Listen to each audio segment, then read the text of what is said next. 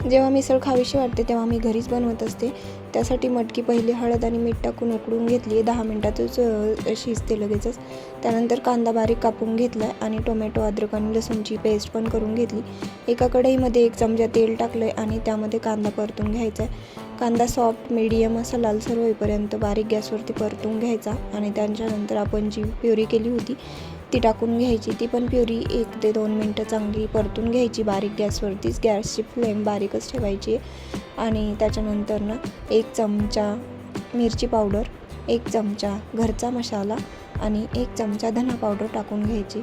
आता हे मसालेसुद्धा चांगले परतून घ्यायचे। थोडेसे हलवल्याच्या नंतर ना थोडंसं पाणी टाकून चांगले 1-2 मिनटासाठी असं शिजवून द्यायचं, म्हणजे बघ तरी पण चांगली येते आणि मसाले चांगले शिजले जातात। त्याच्यानंतर जी मटकी उकडली होती ती पण टाकून घ्यायची।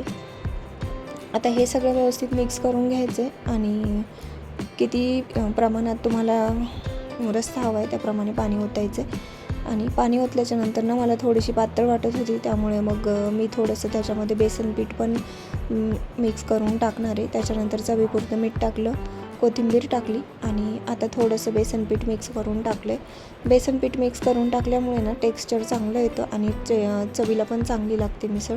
अशा पद्धतीने एकदा नक्की करून बघा आणि माझे व्हिडिओ आवडल्यास लाईक, शेअर आणि सबस्क्राईब करा।